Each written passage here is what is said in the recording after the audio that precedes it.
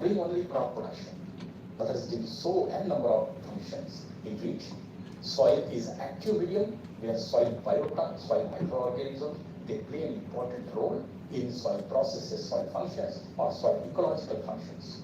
Unless that understanding we have, talking of innovative solutions and all, these are simply English phrases. Therefore, the in total understanding, in-depth understanding is very much important. Second part, we want to move towards Atmanirbharta.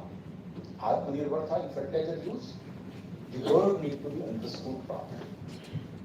Fertilizer sector is not like other sector in which you just give the timeline by 2050 within achieve this.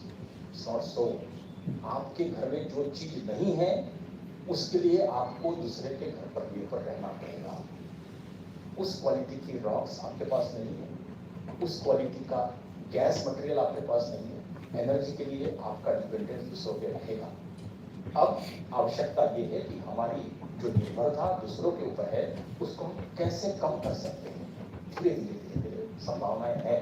And therefore, I see there is a big possibility of adopting ecological options. What are the ecological options? So we need to really think this way. By students, all these things we are talking. But at the same time, Government of India has really brought a big vision. The vision on natural farming. Vision natural farming, without understanding, we will start criticizing that. But what I would say, being a scientist, I know it has a potential. Because our understanding, कोई भी fertiliser होगा या खाद होगा उसको हम मिट्टी में डालेंगे तो उसको हम लोग न्यूट्रिशन का मॉडल समझते हैं। नेचुरल फार्मिंग न्यूट्रिशन का मॉडल नहीं है। नेचुरल फार्मिंग मिट्टी के अंदर फर्टिलाइजर की फैक्ट्री लगाने का मॉडल है। जब आप रिसर्च करेंगे, बहुत गहरी रिसर्च करेंगे, तब आपको इस स्टेटमेंट का पता चलेगा। Therefore, organic farming, natural farming, regenerative agriculture, conservation agriculture, these also are the way forward. These are also futuristic kind of solutions. Innovations do not happen only chemical molecules. Innovation also possible in the Vedic understanding. And therefore, jointly together, there is not a single remedy for all problem. Problem is very complex. Fertilizer sector itself is struggling. There are complexities inside. At the same time, soil system is complex. The climate system is complex, and India's social matrix is also complex. So within these complexities, if we have to find a way out, the only way out is we should keep all the opens and windows, all the doors and windows open for all the possibilities. Don't close it. Be it organic farming, natural farming, conservation agriculture, regenerative agriculture, biofertilizer uses, the liquid biofertilizer, liquid fertilizer, water solid fertilizer, nano fertilizer, सबके लिए हमको दरवाजे खोलने पड़ेंगे।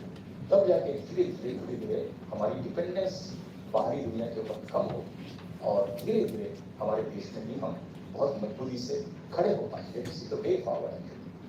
And then priorities, we can really decide what are the short-term priorities, what are the medium-term priorities, and what are the possible long-term priorities in which India should invest more and more. And big investment is required in this area. And therefore, समग्रता से बात करने में, समग्रता का विचार करने में सबका फायदा है, in agriculture, fertilizer, or whole environment. So it is very nice that timely we are having this discussion. 2 panel discussions are also there, some of the programs are there, and I am really hopeful that good deliberation discussion will emerge and good recommendations will also come from this discussion. My best wishes to all of you. Thank you very much, and thank you organizers for coming.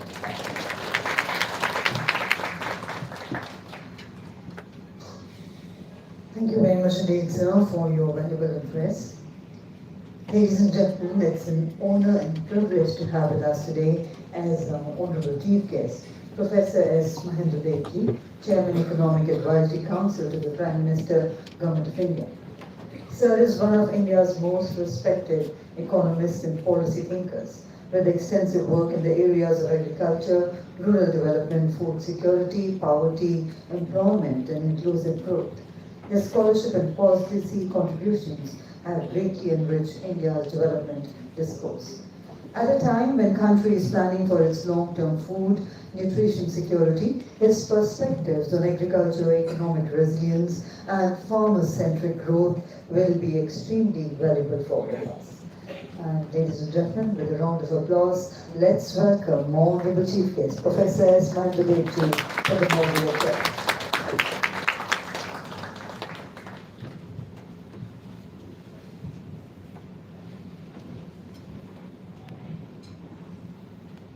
All the dignitaries on the dais, and off the dais, I know Mr. Siraj Hussain for a long time, and all the participants, including the farmers. Good morning to all of you. So let me first thank Ms. Jyoti and FITI for inviting me to this conclave. I'm glad FITI is organizing this important innovative crop nutrition conclave and inviting all the stakeholders, including the farmers, on a common platform. I'm also happy to know that they have a task force on innovative crop nutrition. As you know, the future of plant nutrition will be a collaborative effort between farmers, industry, and the government, and forums such as this have an important role to play having the dialogues on this. So let me begin by placing this conversation in this largest context of Viksit Bharat by 2047. So there are three goals of Viksit Bharat. One is to become a developed nation. Second is inclusiveness in terms of employment, human development to everyone. Third is to achieve these two goals, we need to have with sustainable and climate resilience practices. So, among other sectors, agriculture is central to achieve these three goals, including inclusive growth and sustainable. So, I would like to speak and over the decade ending. And over the decade ending 24-25, agriculture and allied sectors recorded their highest ever growth of 4.4% per annum, the highest among all major agricultural economies of the world. India has done well in several important agriculture products. In fact, livestock and fisheries growth is above 7%. So we have traveled two generations from a ship to mouth existence to a position of abundance. But now we have to change the narrative of agriculture. It has to be more diversified, nutritious, the human nutrition is equally important, and sustainable and climate resilient. So we have to move towards that goal. India has improved yields for many crops, but still lower than some of the other countries. So we have to improve productivity. But regarding overall approach of agriculture, we have to shift from production approach because production is important. But among others, three factors are important. First, focus on post-harvest activities and marketing because that's very important for farmers and others. Second, food and agro-processing is important for higher incomes for farmers and also employment. Third is that we all know that we have 86% of small and marginal farmers. They need help in input and output marketing and also, of course, in the production also. We require FPOs and cooperatives for organizing them.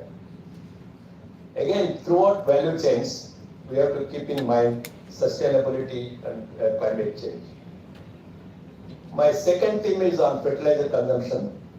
The first point in this theme is on the production and supply of fertilizers. It is known that the West Asian war has created supply problems and increased our fertilizer subsidy. Fortunately, the prices have come down, the global prices of urea and others. So India is diversifying the sources of imports and trying to increase domestic production. Even coal gasification also helps urea production. But more important, my second point on chemical fertilizers is reduction in fertilizer use. In fact, Honorable Prime Minister has given a call to reduce the fertilizer consumption. So I'll spend more time on this as it relates to the theme of the conclave on crop nutrition. So Dr. M.S. Swaminathan appealed to the farmers as early as 1968 not to harm the long-term production potential for short-term gains. So even in 1968, he knew that higher fertilizer use will affect crop nutrition and soil. That's why he advocated evergreen revolution by following agroecological sound practices. So how to reduce fertilizer consumption? First, there are several states and districts which are using very high levels of fertilizer per hectare. Second, diversification of crops to less fertilizer intensive crops like millets, pulses, and oilseeds can reduce fertilizer use. But here, many of us are saying we should diversify from rice, wheat, and to these crops. But economics have to be right. Because I was looking at CSCP data, if you have the gross value of output minus the cost of production, for rice it's about 30,000 per hectare. Jowar it is 9,000. Ragi it's negative. So unless the economics is right for oil seeds, pulses, we can't ask the farmers to shift. They say that rice and wheat are more remunerative. We have MSP and other things. So how to diversify is important. Third is increase in the share of not only organic but also natural farming, as mentioned by Mr. Chaudhary. The moment I say organic and natural farming, people will say Sri Lanka experience. They have shifted to organic, we should not do. But we are not saying, even Prime Minister called for natural farming and all. But we are saying increase the share, the organic and natural farming. We have experiences like Sikkim organic farming, or Andhra Pradesh natural farming is doing well. We have done some studies also where you can get the same kind of yields or the profits from natural farming.